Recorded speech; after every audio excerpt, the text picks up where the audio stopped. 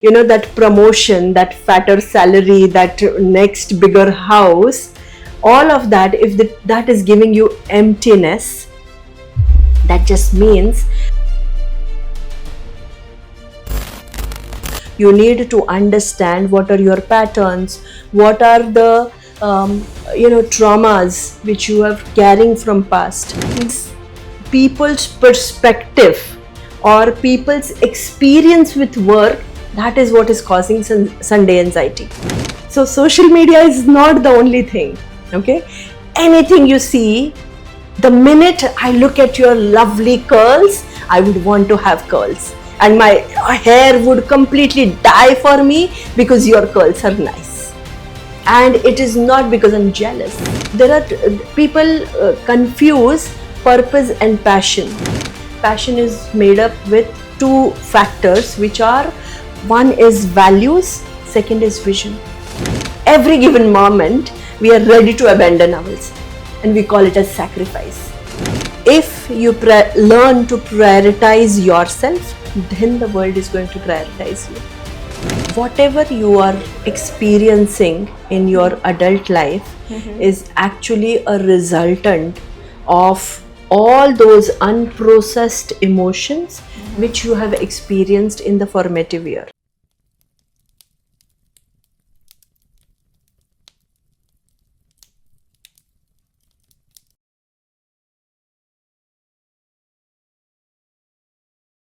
Today we are talking about something that everyone wants but very few truly understand. That is happiness. In a world where people are more successful, more accomplished and more connected than before, than ever, they still feel empty inside. Well, to explore this paradox, I am joined by someone who has spent years in study of science and practice. So, she's author of Uplift, Dr. Vishali Saraswat. Dr. Vishali Saraswat, thank you so much for joining us on this show. So we just want to discuss about you. You've written in your book Uplift a lot about happiness, that it can be actually be, it cannot be actually be chased. It has to be trained, right? So building on that, let me give you one situation which I think most of the people can relate to. So sometimes people achieve a milestone. They are looking for, they are aspiring for years, like either a promotion or they get a big, successful business phase or a major breakthrough. So, so bigger, more recognition, more power, more responsibility. But strangely, I have seen that these people within few months start feeling more exhausted, more anxious, and less fulfilled than ever before. So my question is, why achieving something that you desperately wanted makes you feel less fulfilled after some time? Why? Yeah, it's a wonderful question, Shubha. And first and foremost, I'm grateful that you're recognizing this topic, because it takes a lot of effort from my end to make people understand that there is a void inside, there is an emptiness inside, and which is stopping them from achieving the success in their life. Now, coming back to your question, that very rightly you have mentioned that whatever people are chasing, once they achieve it, then they start feeling empty. So let me just give you an example. So coming back to the question which you asked, a lot of times once people achieve a certain milestone which they are striving for, they don't feel that joy which they would have expected to feel, and they feel deflated, they feel completely exhausted, और बिल्कुल ऐसे लगता है ना कि यहाँ इस मुकाम तक पहुंचने में कोई मजा नहीं आया. And that's what gives them a complete sense of emptiness. अब उसका कारण साइंटिफिक टर्मिनोलॉजी अगर समझाओ तो उसको हेडोनिस्टिक एडाप्टेशन कहा जाता है. हेडोनिस्टिक एडाप्टेशन का मतलब ये है कि आप कोई चीज में अडाप्ट हो जाते हो, मतलब आपने ना आपकी लेवल अगर बढ़ गई तो उस लेवल पे आप अडेप्ट हो जाते हो and then that becomes your new normal. So you don't feel joy in that. इसका एक बहुत बेहतरीन एग्जाम्पल से मैं समझाती हूँ. सो मेरा एक प्रोग्राम है अपलिफ्ट जिसके ऊपर मैंने बुक लिखी है. तो उसमें एक बंदा था जो वाइस प्रेसिडेंट पोस्ट तक पहुंच गया था. ओके. ठीक है. एंड उसने बताया कि 20 साल पहले मैं जब स्टूडेंट था तब तक मेरी फैमिली स्टेट ट्रांसपोर्ट की बसेस में ट्रेवल करती थी. ओके. वहां से जब मुझे जॉब मिली तो हम रिजर्वेशन वाली जनरल क्लास की ट्रेन के डब्बे में ट्रैवल करने लगे. फिर जैसे प्रमोशन हुई तो एसी में शिफ्ट हुए. फिर फ्लाइट में ओकेजनली मैं ट्रैवल करता था. फिर मेरी फैमिली पूरी फ्लाइट से ट्रैवल करने लगी वेकेशंस में. एंड अब ऐसा है कि उसकी कंपनी उसे इंटरनल डोमेस्टिक ट्रैवल के लिए प्राइवेट जेट से भेजती है. ओके. ही सेड कि जिस दिन मुझे पता चला कि मैं कंपनी के प्राइवेट जेट से जाने वाला हूं, I was absolutely elated. I was very happy. So वो पूरा जो जर्नी है उसका घर से निकल के एक सेपरेट गेट से एंट्री होती है private jet. You don't enter through the same terminal का जो एंट्री होता है वहां से. So he was very very happy till the time he reached the jet. क्योंकि जेट में पहुंच के उसको पता चला कि वो तो पीछे इकोनॉमी क्लास में बैठने वाला है प्राइवेट जेट की. There is another one which is a business class for special people.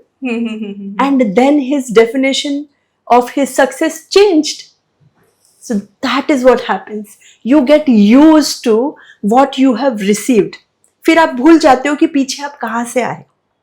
And you tend to forget कि आपको आपके पास जो है उसमें खुशी मनाने से हम छूट जाते हैं.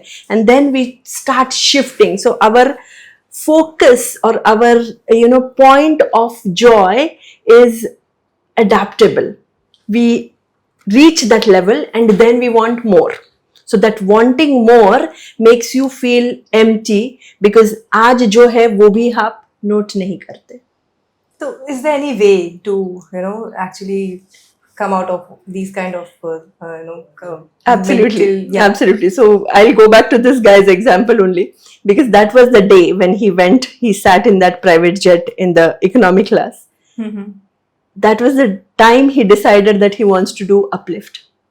Because unless and until that promotion, that fatter salary, that next bigger house, all of that, if that is giving you emptiness, that just means that आप ना external upgrade कर रहे हो. like a computer, you are upgrading the hardware. You're more materialistic. That's what Yes. you want to say, right? And you are not upgrading your inner operating system. So example के तौर पे अगर आपने बहुत बढ़िया शानदार सा हार्डवेयर ले लिया, like 2 TB का हार्ड ड्राइव लगा लिया, सब कुछ कर लिया, लेकिन ऑपरेटिंग सिस्टम पे काम ही नहीं करा, वो अगर आज भी Pentium 4 वाली है तो it is not going to work. So you need to upgrade your operating system, which is your mental framework. You need to understand what are your patterns, what are the traumas which you are carrying from past.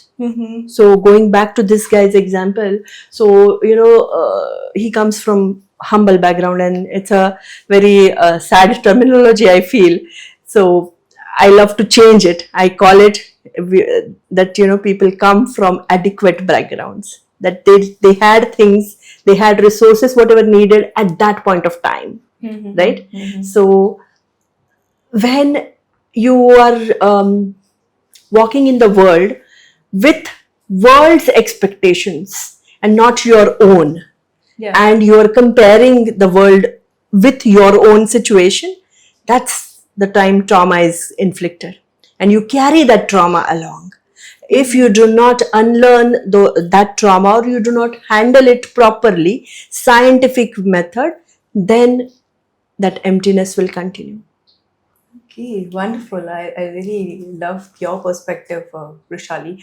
So taking a step further on this, there are you must have heard about the term Sunday anxiety, right? People enjoy their weekend, and when the Sunday evening, okay, when they're through Sunday evening, that heaviness start building up because Monday is approaching. Yeah. So what does it tell us about one's relationship with their work? So it's a very fun word which I've been understanding. So recently I've started conducting workshops in corporates called as Happiness Reset, where people have introduced me to this terminology called as Sunday anxiety. And initially I would not be able to wrap my head around it कि ऐसा कैसे हो सकता है, Sunday को कैसे anxiety है कि मंडे आए तो ठीक है.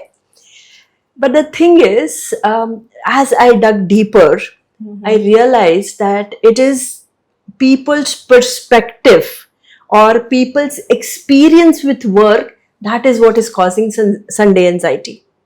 It is as if, the weekend is an escape from their reality.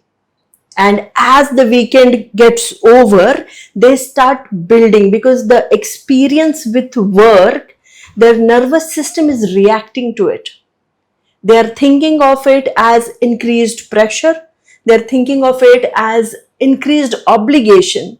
And the hedonistic adaptation comes at work also, because the job which they were striving so hard to land, very soon they start grumbling about it. They do not realize that there are thousands of people across the globe who would give anything for the job which you have, right? So it is not the job or it is not the work, but the experience. Your nervous system is reacting to your work experience. So there are people confuse purpose and passion, right? Or people do confuse with respect to purpose is a bigger term. People feel that they have identified their purpose, but they have not. Very difficult. Very difficult to identify. And people confuse passion as well. Passion is not just liking something. Passion is made up with two factors, which are, one is values, second is vision. So what is your value system with respect to work? That you need to identify. And what is your vision when you are approaching work? So vision is not short term, it is not in the moment, but on the graph of your career, where are you looking at? Where do you think that this particular job is going to take you? That part you have to identify. If somebody is clear with that, then they will not react to the work. So there are two types of people. One person who reacts to the work, and the other one who creates the future. So if you do not have your value system and your vision in place, then you will not be able to create the future. You will just simply keep on reacting to the work, and then therefore that Sunday anxiety will come. So just want to understand, can you explain this with an example? मतलब मुझे थोड़ा और detail में इसके बारे में जानना है. I'm really interested to know about it. So okay.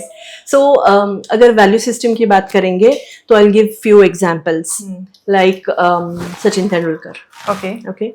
Sachin Tendulkar के जो कोच थे, Ramakant Achrekar, he had said that he had 3 students whom, in the order, he had said that the first one will definitely make it to the national cricket team and he will do wonders for India.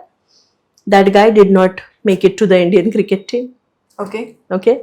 His brother got caught in some crime and he completely got wrapped in that and he stopped playing. He was way better player than Sachin Tendulkar. Okay. The second one was Vinod Kambli, who made it to the national cricket team, and in my 10th grade, half of my class used to be like going gaga over Vinod Kambli. But today Vinod Kambli can't even walk without support.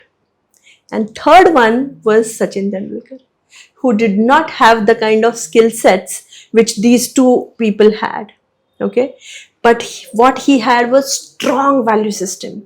He would reach the ground half an hour before the call time. So if Achrekarji has called them at 5 o'clock, he would reach at 4:30 and he would start doing warm up. He would leave the ground almost 2 hours later. Once everybody has gone, then he would again do extra work. So that is a value system. He was completely passionate. So everybody was passionate about cricket. Right. Everybody had very good skill set. But he is called as God of cricket. because of his value system. And not just when he was training in the early days, even when he had made it to the national, international cricket space, even then he would come before time. So that is a value system.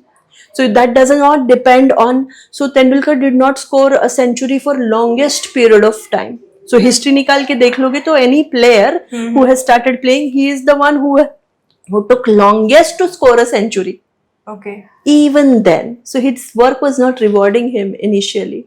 Even then, he was having the same value system. It did not change with fame. It did not change with his success. So, do you want to say the consistency is Absolutely. very important for Absolutely. getting what you Consistency, if your job requires consistency, then it is consistency. Whatever the job requires, you need to have a structure of value system for it. Whatever your job requires. If consistency is the thing, consistency. If strength is the thing, if learning is the thing, whatever it requires, you need to have that as your value system, and the structure has to be, how do I put it? It has to be very strict structure. Nothing can change. No birthdays, no anniversaries, nothing has to affect that structure. Okay, thank you. I think it was very insightful to understand this passion and purpose difference. I never knew about that. So very new for me. So moving to the next question, Roshali, you must have seen people around, and in fact, something we also faced. We also suffered as an individual when we say yes to everything, right? Yes to everything, and so they are okay to support their family, or having a commit, joining any social events, everything, and the people, other people appreciate such people, right? But somewhere I think that these people, they feel drained. They drain a lot. They drain inside. Okay. Absolutely. So just I wonder that what does image of being a good people actually damage their own happiness? 100%. 100% it damages their own happiness. And there is this concept called as 7 fear dragons. So this personality type is that of a martyr. Okay. Wherein, there is this very typical Indian mother dialogue. Okay. कि मैं मर मर के जी रही हूँ तुम्हारे लिए. Okay. That is the kind of philosophy these people have. That they are always striving so hard to please everybody. But can you please everybody? You cannot keep everyone happy at all the times, right? And every single time you are saying yes to something else, you are in reality saying no to yourself. Kindness over kindness is actually abandoning self. You are not looking after yourself, you are not taking care of yourself, and you are simply going on saying yes to everything. There is a shade of hatred which you start developing inside, because the minute, see, our prime responsibility is towards only self. We do not require anyone else in the life. You need to take care of only you, nothing else. If everyone starts taking care of themselves, you don't require another person. You are enough. But what we do is, at every given moment, we are ready to abandon ourselves, and we call it as sacrifice. But sacrifice is called for only on the border. Are you on the border? You are not. You don't have to sacrifice yourself. There is a limit. You need to develop a boundary. First rule of self-care is choosing to say no. So I have a ritual. Every year, I vanish for 10 days. No phone calls, no network, nothing. I do not go with friends. I travel for myself. I'm all by myself, and it's been almost 5 years that I'm doing it. Last year I went to Dubai. So far I was going only inside the country, but last year I went to Dubai as well. 10 days, absolutely no contact with the world, just stay with self. If you learn to prioritize yourself, then the world is going to prioritize you. If you are not your own priority, then who is going to look after you? So kindness is not a nice thing, because the shade of hatred which you start within, that is going to show up somewhere in your behavior later. And then all what you feel that you are working for other people and people are not taking care of you, because people are just your mirrors. They are going to mirror whatever you are feeling inside.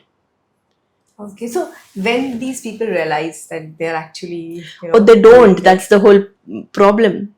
They don't. So people who are overtly kind or overtly pleasing everyone, they are the grumpy ones. They end up becoming very grumpy later. And they don't like themselves, so they are hated by others as well. Yeah, because I have seen people who are perfect husband, perfect friend, perfect son. So I think the way like they are always in the race of being a perfect. So I completely agree with you. Perfection is an illusion. Perfection is an illusion. Yeah. Perfection is an illusion. Even God, when He makes human body, which is supposed to be symmetrical, is not symmetrical. If God can commit mistakes or can create imperfection, then who are we? So being flawsome is awesome. You don't have to be perfect. Perfection is an absolute illusion, and perfection is definitely killer of happiness, I would say. I completely agree with you. I mean, I also think that way, because I'm also not a perfect person and I'm very happy. So I can say this, that it is very difficult to be a perfect, and you keep on expecting a lot from yourself in terms when you want perfection. So not only self, you go on to expect a lot from others as well. that's true. That's completely true. And there is nothing called as perfect, and therefore there is no definition of perfection. So what you think is perfect can be a flaw to someone else. Correct. So it's never going to be like 2 + 2 is not going to be 4. It's going to be different for everybody, because the perspective is going to be different. Can you share any story, like, because at some point of time everyone has this wiring to be perfect. So have you ever tried to be perfect and then later on realize, no, this is not working at all? 100%, because I'm a mother of 2, right? And being a perfect mother is a dream of most of the girls. Yes. The minute you get that newborn baby in your hand, you start feeling, now I'm going to show it to the world. I'm going to be the best mother. Yes. And very early in my life, I realized that this is the biggest mistake and this is the biggest trouble which I can give to my children, of becoming perfect. Okay, so I've done it all. I have put them for different classes, and from this class to that class, and whatever. I used to be a tiger mom. Very early in my life, I realized that this is not going to work out for both of them. And I'm very happy to say that my children always had the freedom of doing whatever they like, and they were allowed to laze around and fail in the school exams, to the extent that the school was on my head. What are you doing? But they are doing pretty well for themselves in their life. Nothing works better. Today we have a very close-knit family. All thanks because I dropped the illusion of perfection. Because had I just pushed them for every small aspect without their desires, without looking into their emotional quotient, then it would have been a completely different story. So I have an example of a patient as well. So as you know, I'm a homeopath turned into a happiness coach. So there was this one father who was so perfect. Like he would do everything on time, and he was never late, and he had so much pressure which he had given to his daughter unknowingly. So he did not tell her anything, but just by seeing how he is behaving, she wanted to please him. She wanted to come true to his expectations, and that poor girl, she suffered for 10 years with asthma. And it's only when I took the case of this father, then I realized that it is his unsaid expectation. So sometimes people can be absolutely oblivious to what aura they create around themselves or in the family. And when I sat these both people down, and the father and daughter, when I explained to both of them that what is happening inside, what is the dynamics, that the father's expectation, unsaid expectation, mind you, he's not explaining or asking the daughter to be perfect, but she is feeling it, and that itself was the cause of her asthma. So when I explained it to both of them, and we did a certain processes like emotion freeing techniques and some writing techniques which I asked both of them to do. So his perfection also went down, and simultaneously her asthma went away. Today, the girl is performing very, very well. She's studying aerodynamics in France. Okay, but they're now having a very good bond, because this father decided to drop his perfection, because there's a cost which you are paying, because there is nothing perfect, right? You have to make it perfect. Yeah, yeah. So this is a wonderful point that you mentioned, that perfection is an illusion, and the like. See, if we relate it with the social media, right? So see, because we are talking about happiness, and definitely this is social media is a killer of happiness for sure. So let's say someone sees social media account, and then this person sees, okay, his friend is buying a new home or traveling abroad, or someone is just launching a new startup.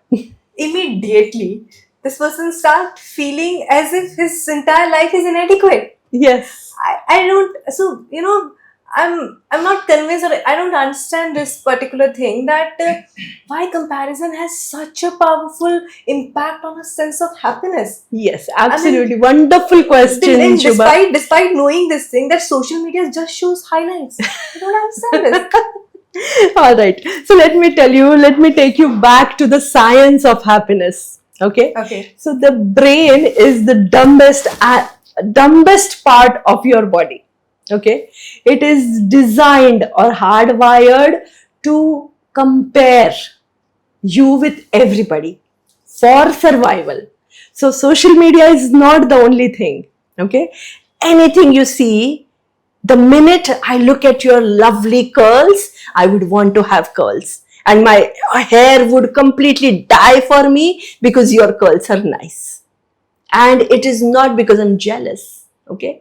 The brain is designed to compare and go to that part which you don't have. And social media, as you rightly said, is a highlight.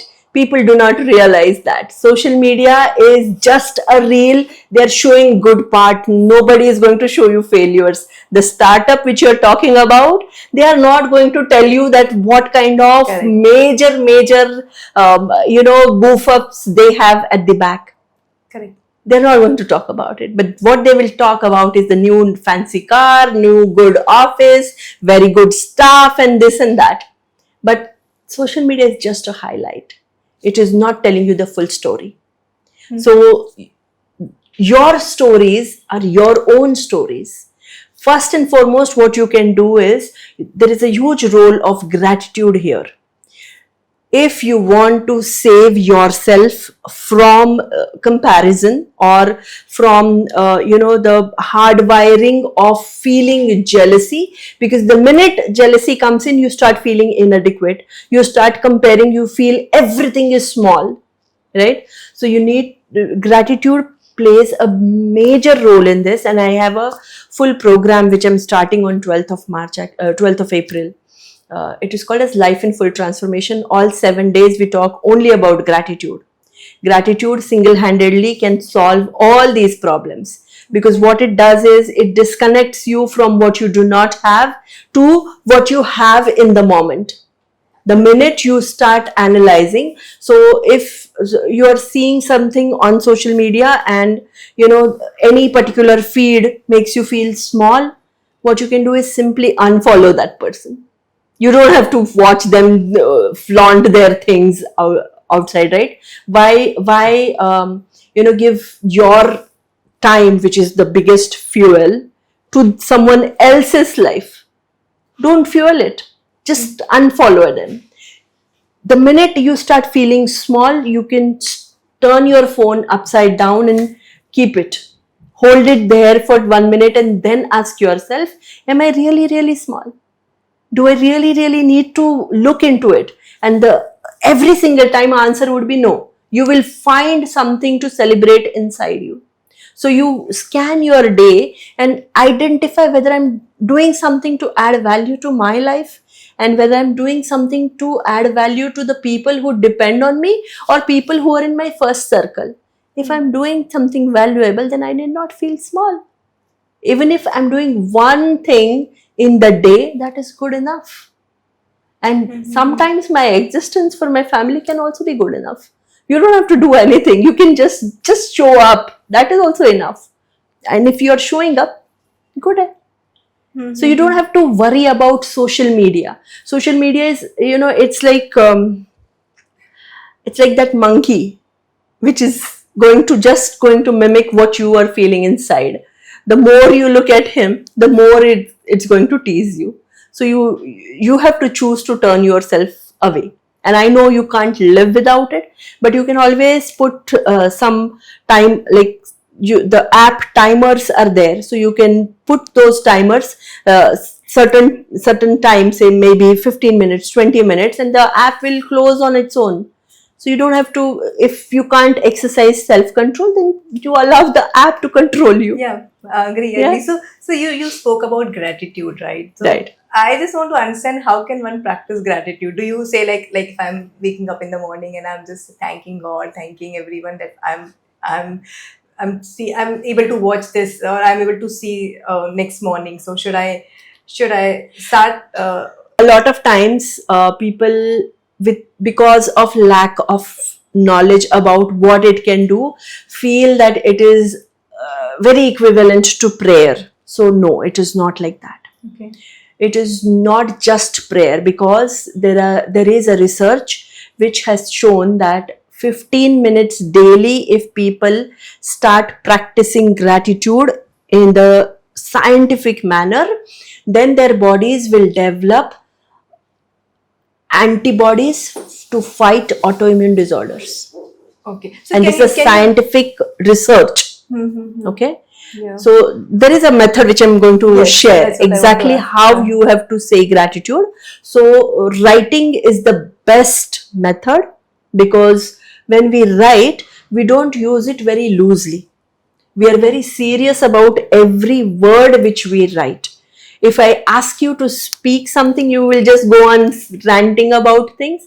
But the minute I ask you that write down your problem, whatever you are feeling, you will write probably 5 or 6 lines. You will not be able to write like a full essay on it, right? But if I ask you to talk, you can talk for 1 hour.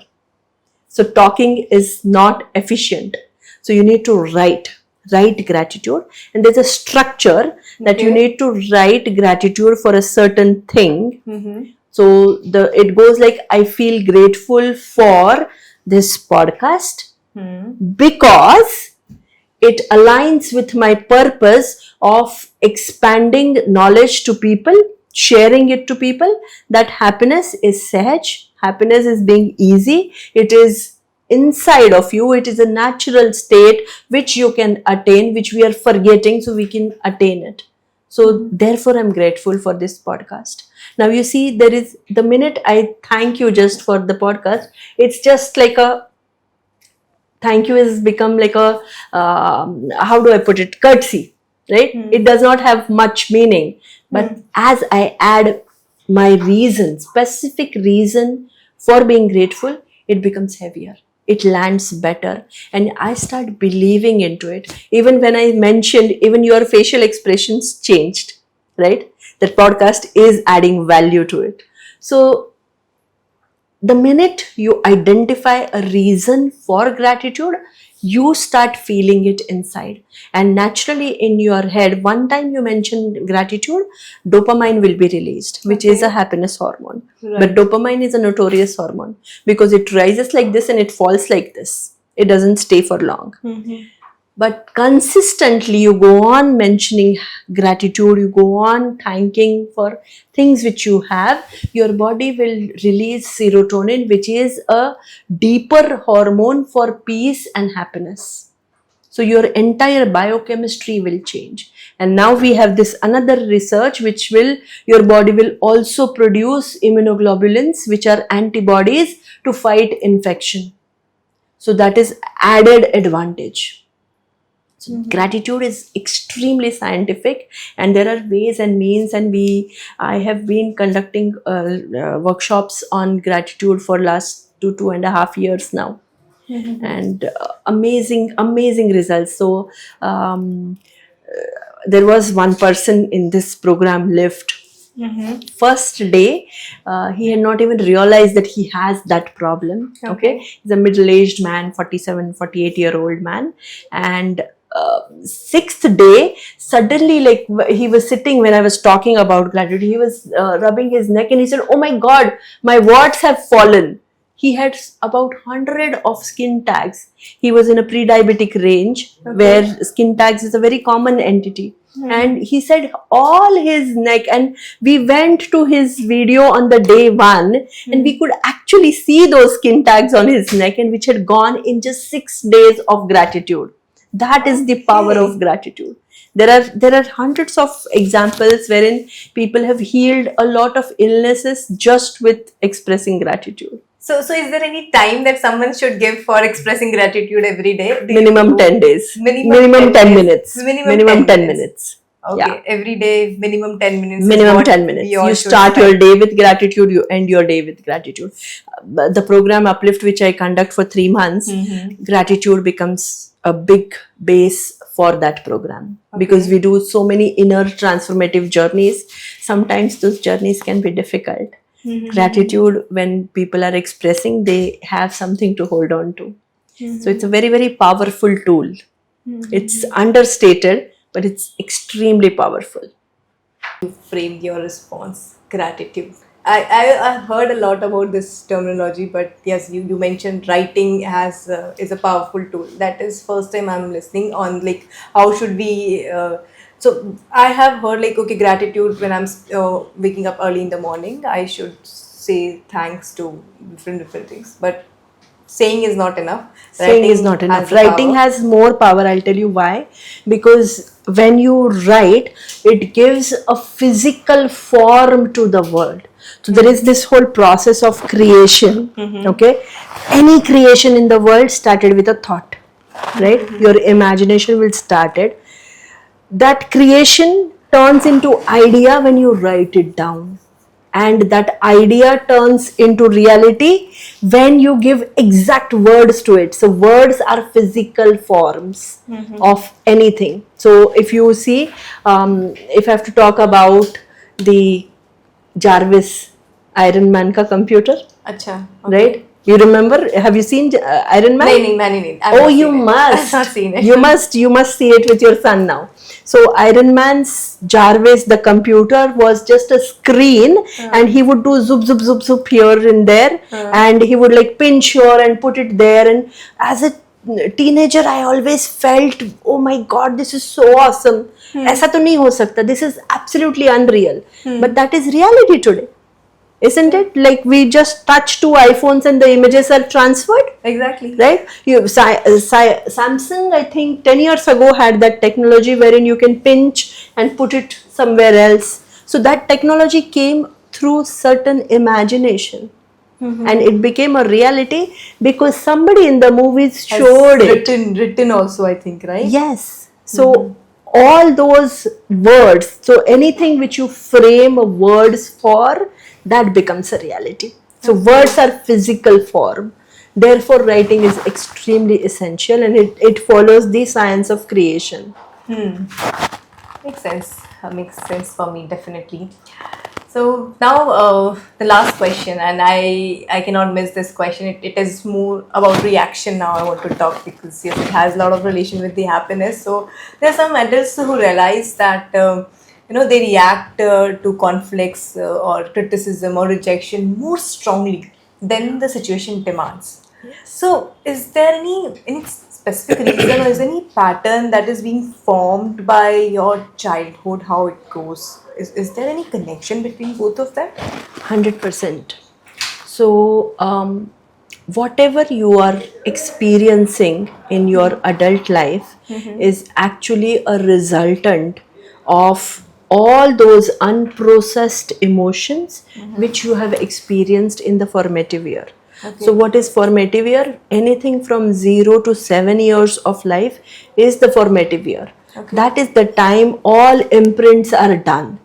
What you are doing is just, because it is something like uh, remote control, like, certain buttons you press and certain channels will start.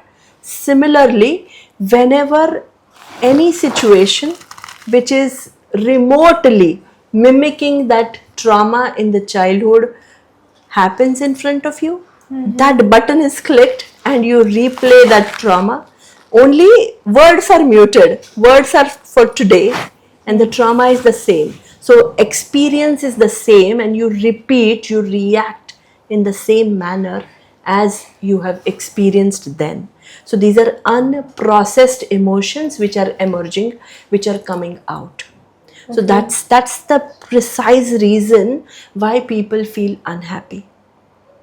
So should I say that your script is written when you are from 0 to 7 years, and then what happens is just a repetition of it? Yes. So, Yes. is there any way, like, do you see that 0 to 7 years are very crucial, and therefore, as a parent, okay, it is our responsibility that our kids, they have a very, a good childhood, or what do we mean by the good childhood? I don't know that, but all parents definitely try to provide this to their So again, kids. now we are falling into the trap of perfection illusion, right? Exactly. So now in this case, So nobody creates it. Yeah. Nobody creates it.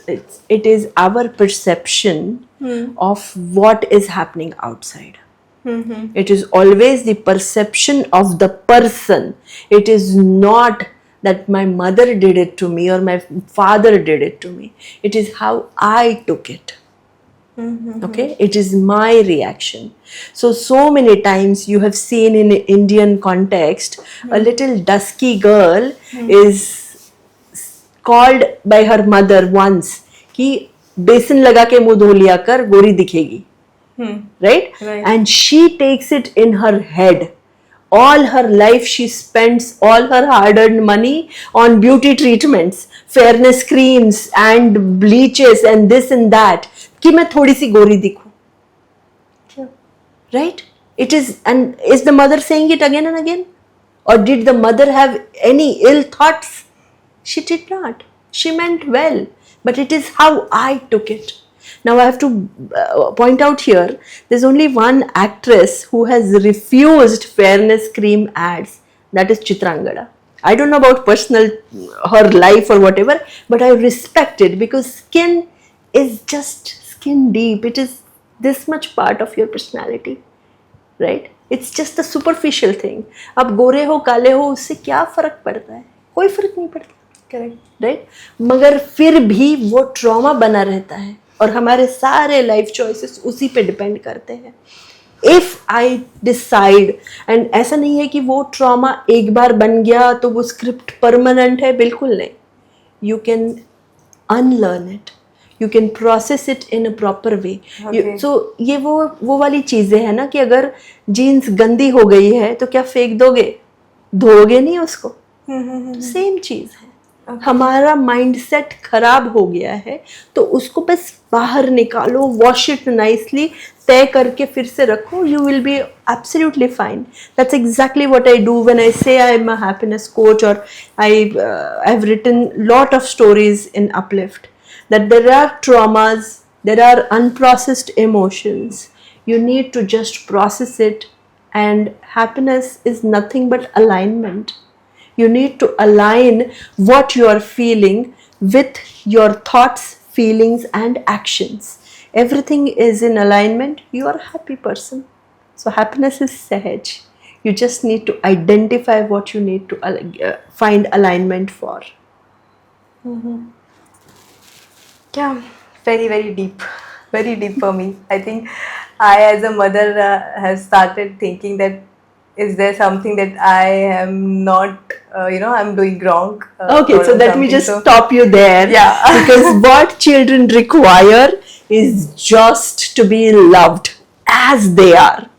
Correct. They do not require anything else. बाकी वो सारा अपना script खुद लिखा के आए हुए हैं, and they are going to create their own mistakes.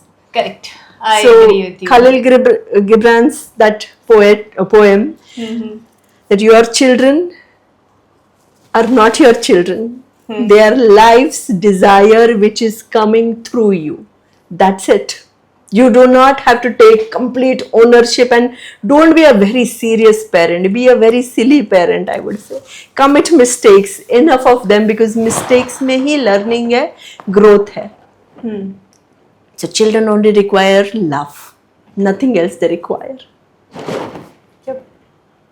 Thank you. Thank you so much for giving me this. I mean, for sharing all these thoughts with me and with my viewers. And now, all those people who have seen, who are watching this show, if you also feel successful but less fulfilled or less happier, I would say that you should now you should before going to bed, now you know what question you are supposed to ask from yourself. So Shubha, I can just help here. I have a gift for all of your viewers and you as well. I have designed a happiness index. Okay. So you can put the link in the description, and people can figure out their own happiness index for themselves. They can just follow the questions, fill it up, and identify, understand. There's an automated response which will reach them. So in my 25 years of experience, I have given these questions to thousands of people and then designed some 20 questions. So that's a very, very powerful tool. People can fill it up and they can know how happy they are. Very, very good. So I think then we got the answer, like how happy we are. So I request all of you to please just see the link, open the link and try to fill that happiness index so that you get to know how happy you are. And maybe by applying this in your day-to-day life, you can start thinking that how you can work better than today. Thank you. Thank you so much, everyone. Thank you so much. Thank you for Shani, inviting joining me. this show. It's a great honor and joy. Thank you.